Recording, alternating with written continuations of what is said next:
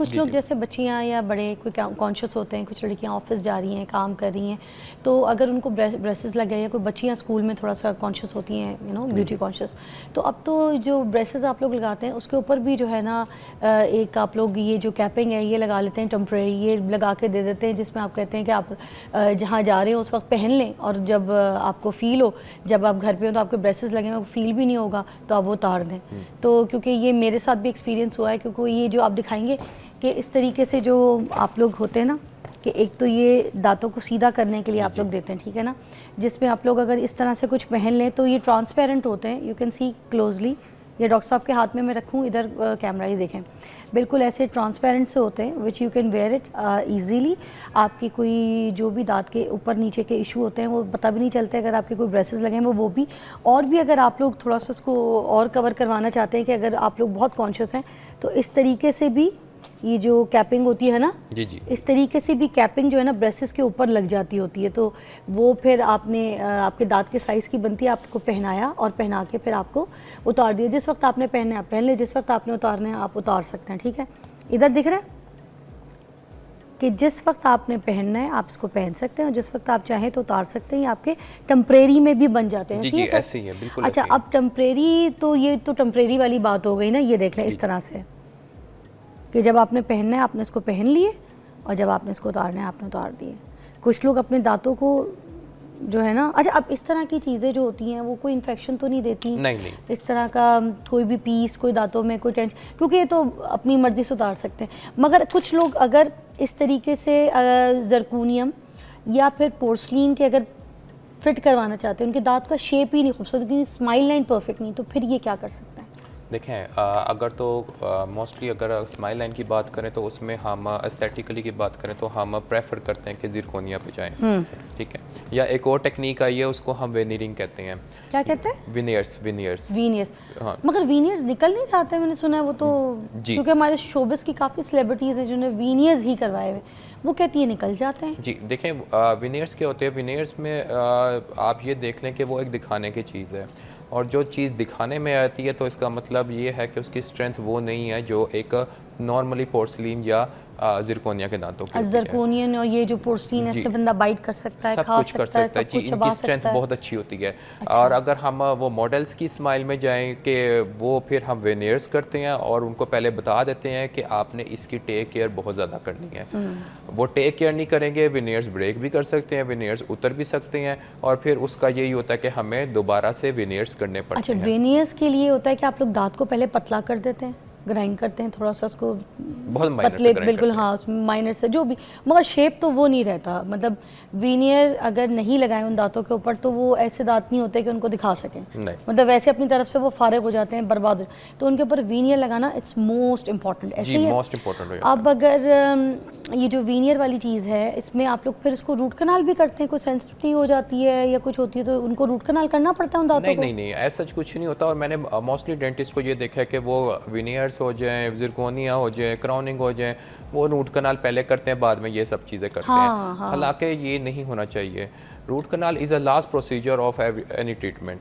Root canal के बाद आपके फिर वो खर्चा भी तो ज़्यादा है। अगर एक बार वीनियर लगा लिया, ठीक है, और रूट कनाल नहीं हुआ और कोई इशू आ गया, तो पहले वीनियर निकालो, फिर उसको मज़ीद ग्राइंड करो, फिर उसके बाद फिर उसको रूट कनाल करो, फिर एक नया वीनियर का कॉस्ट, मतलब ज़रकोनियम, पोर्सलिन, ईमैक्स और ये जो वीनियर्स होते हैं, ये they not normal prices, they very expensive. जी ये एक्सपेंसिव है, लेकिन इसमें ये है कि जब अगर खुदा न खास्ता हम ये लगाते हैं और कल को इशू पेशेंट को आ जाता है कि पेशेंट में एब्सेस बन जाती है या कोई रेशा बन जाता है, पेशेंट को पेन होती है, तो हम ये सिंपली हम ये उतारते हैं, हम पेशेंट की उसी जगह पे जहाँ पे कैनाल्स होती हैं उसी जगह को ग्राइंड करते हैं, बहुत माइनर सी ग्राइंडिंग होती है, और वहाँ पे रूट कनाल करते हैं, रूट कनाल करके बंद करते हैं, और वही विनियर जो पहले लगाए हुए थे वही दोबारा वापस लगा देते हैं, उसमें कोई न्यू बनाते हैं। अच्छा, पहले हॉलीवुड स्माइल का कोई ट्रेंड नहीं था, ठीक है, जितनी भी सेलिब्रिटीज़ थी इन्होंने अभी क्योंकि इस चीज़ को ट्रेंड में लेकर आई हैं। अगर आप देखें तो हॉलीवुड की जितनी भी एक्ट्रेसेस हैं, उनकी जितनी भी स्माइल लाइन है,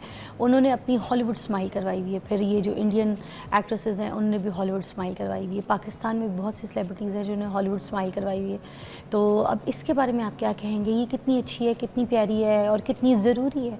क्या ये सिर्फ टीवी पे काम करने वाले जो शोबिस पे करते हैं, सोशल मीडिया पे होते हैं या कैमरे के सामने होते हैं, उनको ज़रूरी है या anybody can just follow this and जी ये बहुत अच्छी आपने सवाल किया। ट्रेंड इसमें बन गया, एवरीबडी इज़ फॉलोइंग दिस, नहीं? जी जी देखें मैं हमेशा पेशेंट से ये कहता हूँ, हमारे यहाँ मोस्टली इन पाकिस्तान दांतों को इतना सीरियसली नहीं लिया जाता जब तक उसके अंदर कोई मसला ना आए। और मैं पेशेंट से हमेशा ये कहता हूँ कि आप हर चीज़ का अपना ख्याल रखते हैं, लेकिन जो चीज़ आपकी सबसे ज़्यादा ज़रूरी है, जिसके ज़रिए आपका खाना वगैरह आपने चबाना है और सब कुछ अंदर जाना है, खाना आप खाएंगे, सब कुछ करेंगे, इम्यूनिटी तेज़ होगी और डिफरेंट आपका सारा सिनेरियो खाने से ही होता है, फूड से होता है, इंटेक से होता है। स्किन को फ्रेश रखना है तो सब कुछ मुंह के ज़रिए जाना है। अगर आपकी वही चीज़ ही ख़राब है तो आप समझ लें कि आपका फ़र्स्ट स्टेप तो ख़राब है।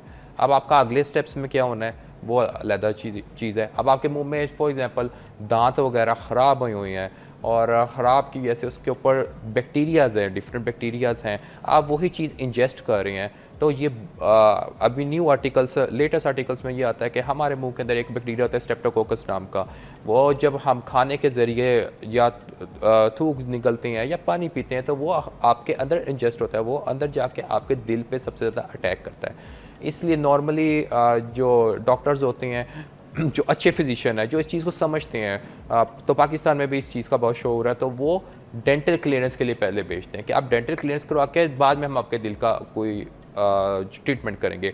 बाकी जो एस्थेटिकली की जहाँ तक बात है वो आपकी बिल्कुल सही है। आजकल लोगों के अंदर ये ट्रेंड आ गया और लोग इसको बहुत ज़्यादा फॉलो कर रहे हैं, क्योंकि आपका अगर हम देखें आपकी जो फेस है ना, फेस का लुक वो मोस्टली आपके दांतों से ही बनता है। ईडेंचुलस पेशेंट मतलब जिनके अंदर कोई दांत नहीं होते, जैसे जो बूढ़े होते हैं उनके अंदर कोई दांत है, तो उसके अंदर आपने देखा होगा उनकी चीक्स अंदर चली जाती हैं। उनकी चीक क्योंकि दांत नहीं होते, आपके जो चीक्स होते हैं उनको दांत की सपोर्ट चाहिए होती है, तो वो दांत चीक्स आपके अंदर चले जाते हैं। तो इसलिए आजकल, ये पहले नहीं था लेकिन आजकल लोग खुद पहले सर्च करके आते हैं, फिर वो डॉक्टर को बताते हैं कि हमने ये किया, फिर डॉक्टर उनको उनके साइड इफ़ेक्ट्स बताता है कि उसके ये साइड इफ़ेक्ट है। अगर आपने जितनी अच्छी चीज़ लगानी है फिर उसकी मेंटेनेंस भी आपने उतनी अच्छी करनी है। अब ये नहीं है कि आपने दांत लगा लिए और उसके बाद में मेंटेन ही नहीं की। सर एक बचकाना सवाल है, ये जो ब्रशिंग करते हैं ये एक सही तरीका बता दें, क्योंकि आप वो बत्तीसी लेकर आए हुए हैं, तो मैं चाह रही हूँ कि 32 दांतों वाली बत्तीसी पे एग्जैक्ट बता दें। एक तो ब्रश जो है हैज़ टू बी मीडियम और मोर सॉफ्ट, लाइक व्हाट? देखें सबसे जो हमारे यहाँ पे एक डायलेमा है ना, मैं आपसे ये शो में पहले ही बताया था कि मेरे पास भी कई पेशेंट आते हैं और वो यही पूछते हैं कि हम कौन सा ब्रश यूज़ करें। तो इसमें कोई दो राय नहीं है कि आपके पास सॉफ्ट या अल्ट्रा सॉफ्ट के अलावा कोई दूसरा ब्रश नहीं होना चाहिए। उसके पीछे जो मैं आपको बता दूं कि क्यों सॉफ्ट अल्ट्रा सॉफ्ट के अलावा नहीं होना चाहिए, मीडियम और hard brush first of all अगर ये आप करेंगे आपकी इनेमल रिमूव होगी, आपके दांतों के ऊपर कैविटीज़ बनेगी, जो आपके सामने वाले जैसे दांत है उसकी जो ऊपर वाली जगह है जो आपके मसूड़ों के पास है उस पर भी आपकी कैविटी बन जाती है, जिसको क्लास 5 या जिंजाइवल कैविटी हम कहते हैं। उसका फिर आगे कोई फिलिंग वगैरह से कोई परमानेंट इलाज नहीं होता। कुछ लोगों के जो मसूड़ों में, गम्स में खून निकलता है तो वो भी इसी वजह से ब्रश, हार्ड ब्रशिंग की वजह से या कैलकुलस या टाटर की वजह से वो उनका खून निकलता है। कुछ लोग बहुत हार्ड ब्रशिंग करते हैं और ब्रशिंग वजह से ब्लड लॉस बहुत हो जाता है। हाँ जी होता है, क्यों नहीं होता। अच्छा, अब जहाँ तक टेक्निक की बात है, सबसे पहले तो हमने अपना ब्रश की सिलेक्शन करनी है। मैं किसी ब्रांड को, मेरा पेशेंट आता है कोई ब्रांड बता दे, मैं किसी ब्रांड को नहीं कहता, मैं कहता हूँ कि जो भी ब्रश या ब्रांड यूज़ कर रहे हो उसमें अल्ट्रा सॉफ्ट देखें, अल्ट्रा सॉफ्ट नहीं होता तो सॉफ्ट देखें, ठीक है।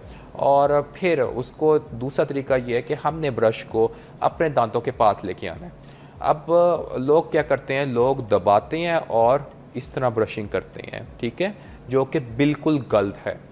हमने जब अपने ब्रश को अपने दांतों के पास लेके आना है तो जब हमें फील हो कि पहला ब्रिसल टच हो गया दांतों को, वहाँ पे रुक जाना है हमने, ठीक है, वहाँ पे रुक जाना है। और फिर हमने जैसे हमारी जैवा ऊपर की तरफ है, ऊपर वाले दांतों से छीलने स्टार्ट कर लेते हैं, तो हाफ हमारा ब्रिसल जिंजाइवा पे और हाफ हमारा जो ब्रिसल है वो दांतों पे हो, और थोड़ा सा हमने उसको 45 डिग्री पे अबव कर देना, ताकि जो जिंजाइवा के अंदर जो पॉकेट्स हैं उसके अंदर भी जो चीज़ें, जो फूड पार्टिकल्स उसके अंदर एम्बेडेड है वो भी निकल जाए।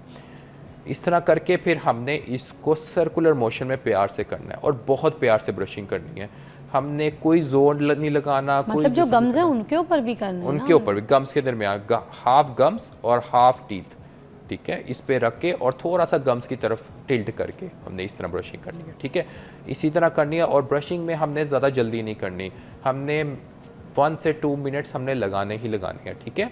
इसी तरह साइडों पे भी होगी, दूसरी साइड पे भी होगी, फिर हम नीचे चले जाएंगे। अब नीचे में जो जिंजाइवा है वो नीचे की तरफ है, तो हमने जो अपना ब्रश है उसकी टिल्टिंग नीचे की तरफ थोड़ी सी कर देनी है और फिर इसको हमने सर्कुलर मोशन पे लेके जाना है। फिर इसको हम एक टेक्निक कहते हैं मॉडिफाई बेस टेक्निक। अब जहाँ तक बात आती है कि बच्चे कैसे ब्रश करें, तो वो डिफरेंट एक टेक्निक आती है, वो हम उसमें मॉडिफाई बेस नहीं, उसमें फोन्स टेक्निक यूज़ करते हैं। उसमें क्या होता है कि एक तो बच्चों का ब्रश होता है, छोटा इन साइज़ होता है, और फिर हमने क्या करना है कि पहला ब्रिसल टच हो गया और फिर यहाँ से दोनों जॉस की साथ करनी है, दोनों जो आपके मैक्सिलरी ऊपर वाले दांत और नीचे मैंडिबुलर नीचे वाले दांत, उन दोनों को हमने साथ साथ ब्रश करना है। मैंने कई डेंटिस्ट को भी देखा है कि वो कहते हैं कि उनका अलग-अलग वो भी करें जो कि उनके लिए सेफ़ नहीं होता। हमने बच्चों के प्राइमरी दांत होते हैं तो उसकी टेक्निक बिल्कुल डिफरेंट होती है, ज़मीन आसमान का फ़र्क होता है दोनों में, ठीक है। ये दो हो गई। तीसरी टेक्निक जो होती है वो ये होती है कि अगर खुदा न खास्ता पेशेंट के जिंजवाइटिस से मतलब कि जिंजाइवा फूला हुआ है और उसके अंदर से ब्लीड आ रही है और वो पेनफुल ब्लीड है, पेनफुल ब्रशिंग हो रही है, फिर हम पेशेंट को मना करते हैं कि बेस्ट टेक्निक आपने यूज़ करनी। फिर सिंपल हमने दांतों पे ब्रश करना है और सर्कुलर में। हम फिर गम्स पे नहीं उसको लेके जाएंगे, क्योंकि गम्स पे लेके जाएंगे तो उनको ट्रॉमा होगा, उनको पेन होगी। जब तक फिर हम उनकी स्केलिंग नहीं करेंगे, स्केलिंग करके उनकी जो जिंजाइवा उसको नॉर्मल श्रिंकेज में नहीं आएगा, तब तक हम उसको इसी टेक्निक पे रखेंगे।